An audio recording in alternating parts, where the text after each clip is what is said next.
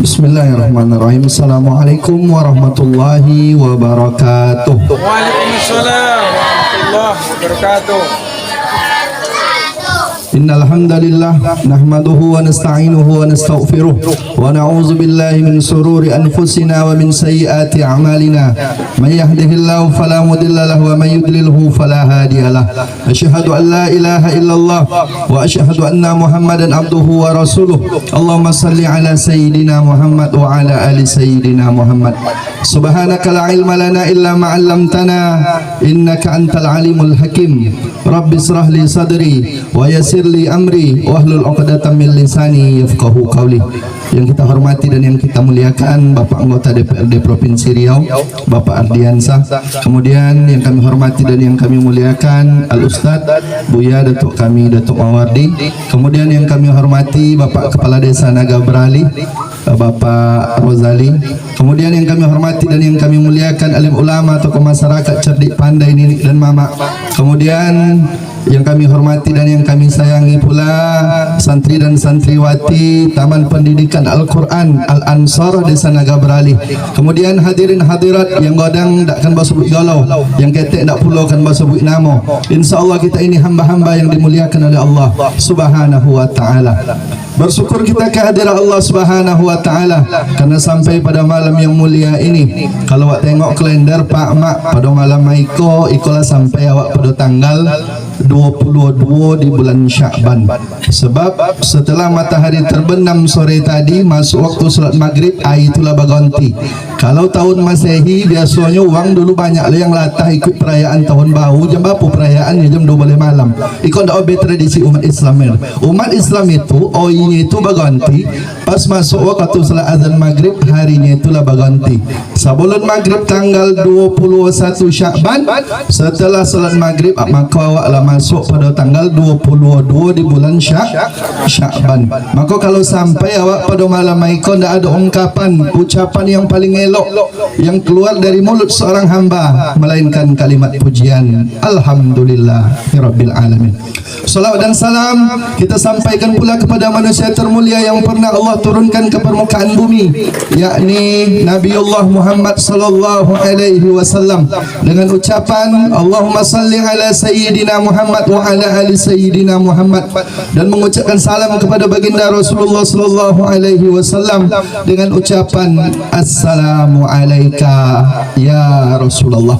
Mudah-mudahan dengan seringnya kita mengucapkan ucapan salawat dan salam kepada baginda Rasulullah sallallahu alaihi wasallam, di akhirat kelak kita mendapatkan syafaat, dan mudah-mudahan kita ini termasuk pengikut-pengikut beliau yang senantiasa istiqamah dalam mengamalkan ajaran-ajaran yang telah dibawa oleh baginda Rasulullah sallallahu alaihi wasallam. Bapak Ibu hadirin hadirat yang dimuliakan oleh Allah Subhanahu wa taala, kalau pada malam maiko awaklah sampai pada tanggal 22 di bulan Sya'ban, berarti tidak ada halangan meminta awak kepada Allah, berarti sekitar 8 nilai awak masuk kepada bulan suci Ramadan.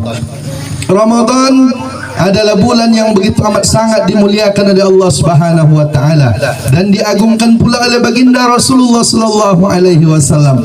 Makanya Ramadan itu disebut Sayyidus Suhur, induk penghulu daripada segala bulan. Karena dibanding dengan sebuah bulan lainnya, bulan suci Ramadan memiliki keutamaan yang begitu amat sangat luar biasa. Banyak keutamaan bulan suci Ramadan. Contohnya di dalam hadis disebutkan, di dalam hadis qudsi, as-saumu li wa ana ajzi bih. Puasa itu adalah untukku dan aku yang akan membalas ibadah puasa. Artinya apa? Kalau orang melakukan ibadah puasa, pahalanya itu hanya diketahui oleh Allah Subhanahu wa taala. Kalau awak berbuat kebaikan, man jaa bil hasanati falahu asru amsalihah. Kalau awak melakukan kebaikan dibalai dengan 10 kebaikan. Tapi ibadah puasa itu dibalai langsung oleh Allah Subhanahu wa taala. Artinya apa? Ibadah puasa memiliki keutamaan yang begitu amat sangat luar biasa.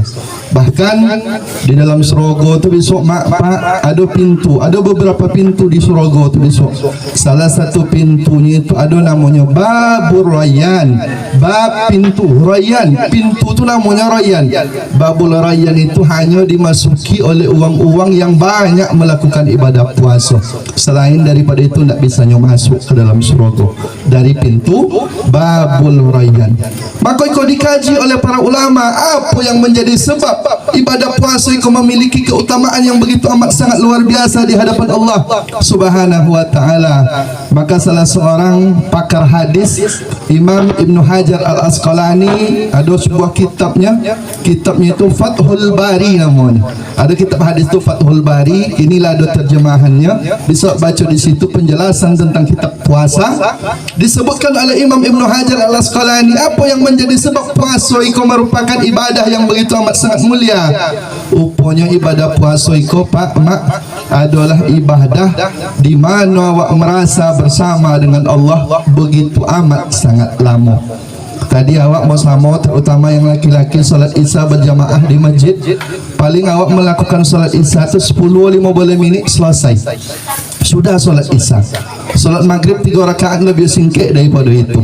Tetapi orang yang melakukan ibadah puasa ini senantiasa merasa bersama dengan Allah Subhanahu wa taala, mulai tabik matuai sampai tabuh 6. Kalau ditompe awak mak pak itu sekitar 2 boleh atau 3 boleh jam. Awak senantiasa merasa bersama dengan Allah. Bahkan saudara-saudari awak yang beragama Islam tinggalnya di dokek kutub utara, dokek-dokek Rusia, itu berapa lama orang berpuasa? Sampai 8 boleh jam. Sampai 8 boleh jam. 5-6 jamnya Pak malamnya. Salat dia tu siang. 8 boleh jamnya masa senantiasa bersama dengan Allah Subhanahu wa taala. Maka ibadah puasa kau punya keutamaan yang sangat luar biasa. Takkan tak ceritakan dak awak dah. Buat ceritakan malam kau subuh takkan selesai dah mak Pak. Banyak kemuliaan-kemuliaan yang menjadi titik tolak awak pembahasan kami ci ajanya. Bulan suci Ramadan iko, di antara salah satu keutamaan bulan suci Ramadan, bulan suci Ramadan iko adalah bulannya Al-Quran. Bulannya Al-Quran. Iko perlu kami tekankan mak Pak.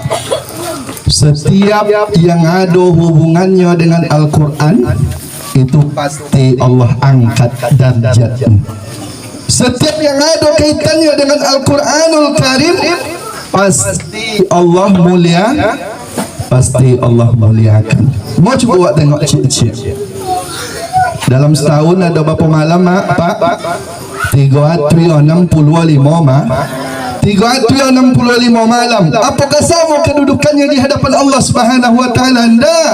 Tidak sama kedudukannya. Ada satu malam khairun min alfi syahrin, lebih mulia, lebih baik daripada 1000 itu yang mak sebut dengan malam Lailatul Qadar.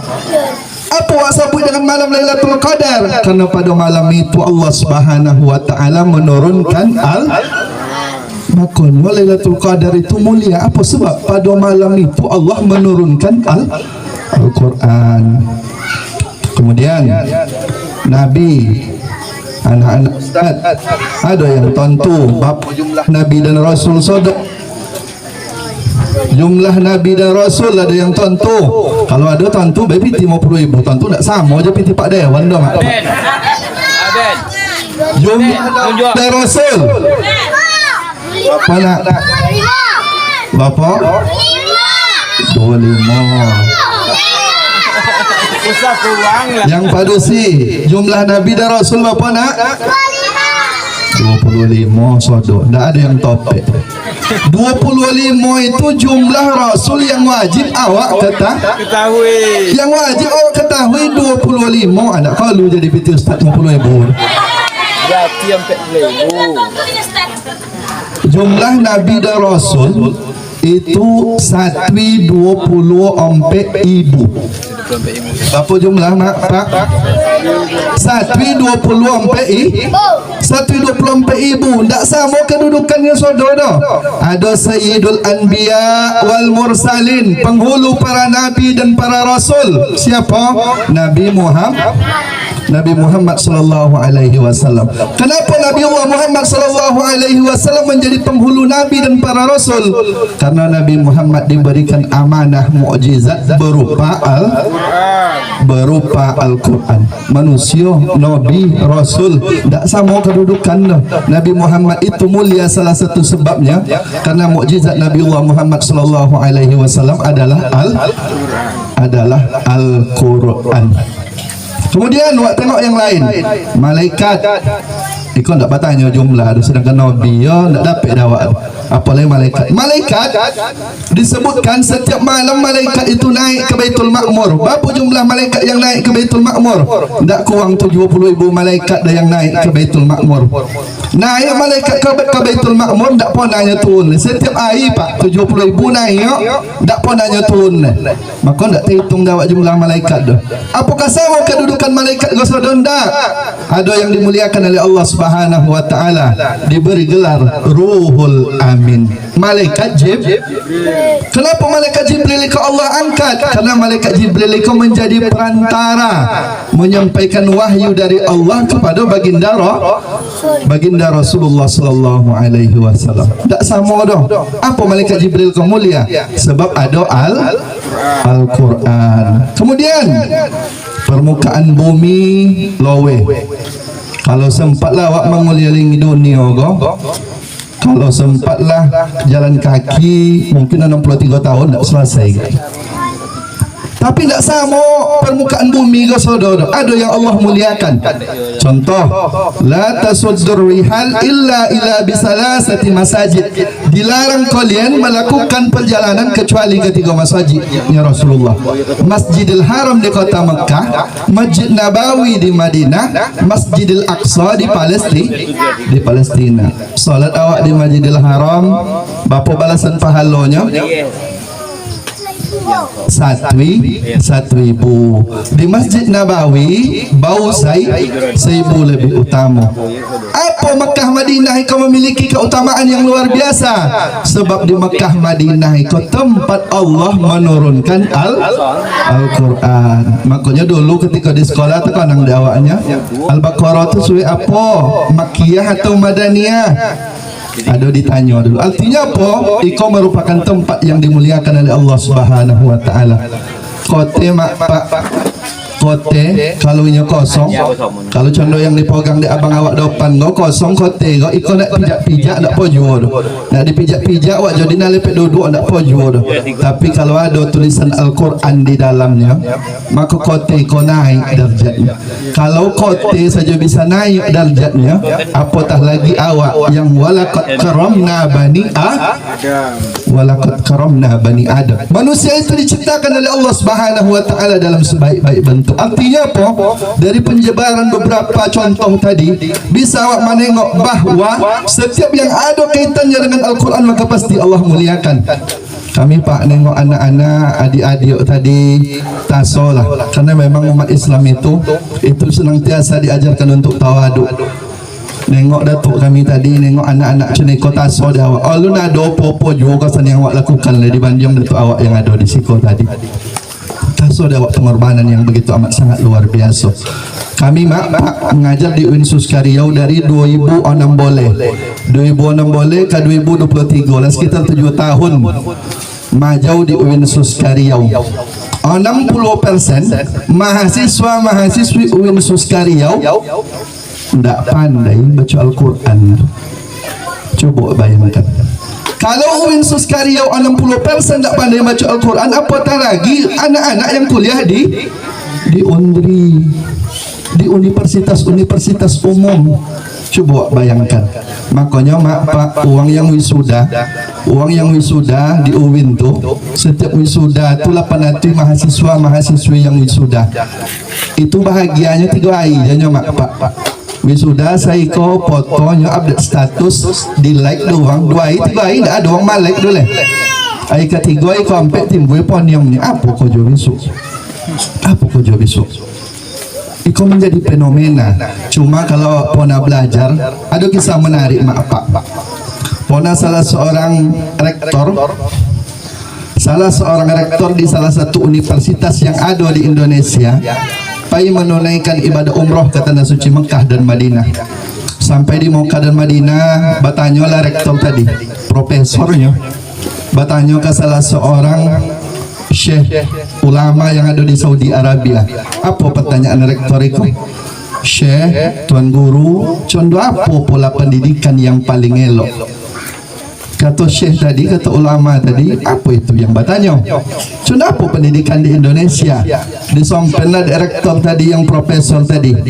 SD 6 tahun, SMP 3 tahun, SMA 3 tahun lah 2 boleh. Tambah kuliah, kok iya boleh selesai 4 tahun, 6 boleh. Banyak yang selesainya 7 tahun. 7 boleh tahun ni yang menuntut ilmu pengetahuan. Pon yang juinya mencikojo oleh mak pak. Ikol yang dikeluhkan direktor tadi. Contoh apa pola pendidikan yang paling elok? Maka apa katanya ulama tadi? Ada di tempat kalian orang yang hafal Al-Quran. Lain banyak.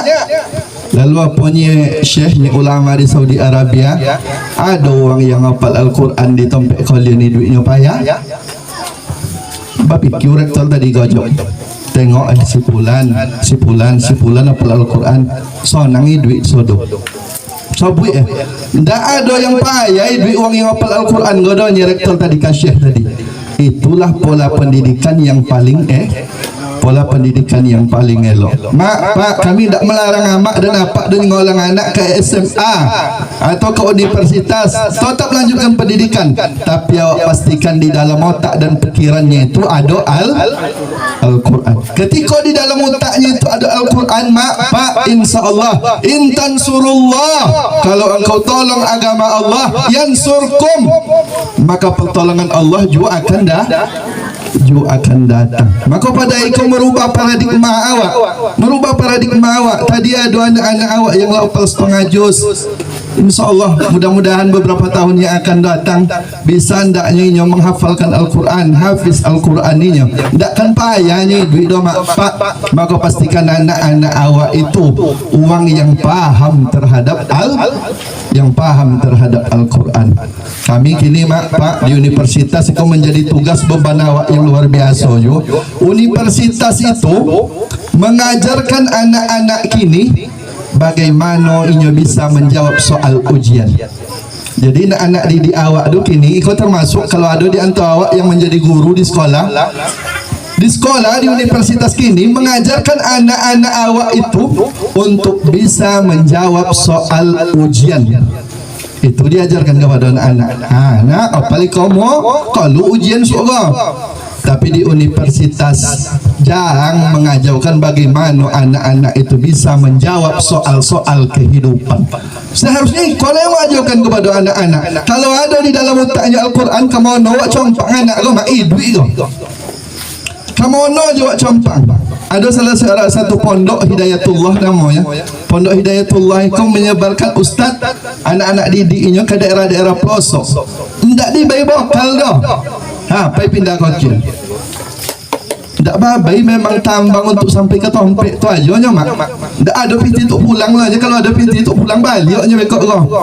Sampai di daerah pedalaman tadi itu bisa nya mengembangkan, dibangunnya pondok pesantren, dibangunnya surau. Lebih jauh, lebih buruk tompek itu ancak tompek alhamdulillah. Sesuai yang disampaikan oleh Datuk awak tadi, bangun tu senangnya, tapi mengimarahkannya itu, meramaikannya itu yang payah. Uang-uang yang dididik dengan ilmu agama itu duitnya mak pak. Maka generasi-generasi awak pastikan ada di dalam otak dan pikirannya itu Al-Quran. Maka bulan suci Ramadan awak jadikan sebagai momentum terbaik untuk awak kembali kepada Al-Quran. Taraktu fikum amraini, kata Rasulullah sallallahu alaihi wasallam. Aku tinggalkan kepada kalian 2 perkara ya Rasul. 2 perkara. Taraktu fikum amraini in tamasaktum bihima lan tadillu abada. Kalau kalian pegang kedua perkara itu lan tadillu abada, kalian tak akan tersesat selama-lamanya. Apa yang dua? Kitabullah, Al-Quranul Karim, wa sunnati, dan sunnah Rasulullah sallallahu alaihi wasallam. Maka jadikan itu sebagai momentum. Jadikan sebagai momentum untuk semakin awak menjadikan hidup awak itu mulia, hidup mulia bersama Al-Quran. Tadi ada abang dah kami menyampaikan Ustaz psikologi Perti, saudara Ustaz. Perti itu apa mazhabnya Pak? Apa mazhab awak Pak? Syafi'i. Syafi'i. Ada yang tentu kali Imam Syafi'i menghatamkan Al-Quran di bulan puasa? Ada yang tentu Mak? Pak? Imam Muhammad bin Idris Asy-Syafi'i meninggal pada tahun 204 Hijriah. Ia menghatamkan Al-Quran selama sebulan 60 kali. Kali hatam Mak? Pak? 60 kali. Berarti dalam sahih kali hatam dari Imam Syafi'i 2 kali. Tolok dah awak nyabui awak ke mazhab Imam Syafi'i ke mulai aku pon tak tolok sana Ustaz 2 kali hatam Al-Quran sebulan tu kadang tak hatam dah Ustaz. Maka jadikan itu sebagai momentum. Selesai salat berjamaah di bulan suci Ramadan, awak azamkan di dalam dia awak dapat 3 halaman jadilah 3 kali 5 waktu 5 boleh halaman saja songah. Berarti bisa awak menghatamkan Al-Quran selama bulan puasa sekali, nak dokek sekali songah hatam di awak Al-Quran. Maka dengan dokeknya awak di bulan suci Ramadan, Mak Pak, ini banyak awak yang mengeluh Mak Pak payah itu Ustaz. Gotamu wah, kadang gotamu wah lo kadang gay sawit, ogomu wah kadang cilok lo uang kadang. Banyak keluhan awak. Cuma ketika awak memegang Al-Quran Mak Pak, hilang tak kegelisahan di awak Mak Pak? Hilang. Cubalah. Contoh apapun godangnya masalah awak, banyak masalah buntu asal menengok persoalan itu. Pegang Al-Quran, tundukkan dia awak ke tempat yang paling rendah.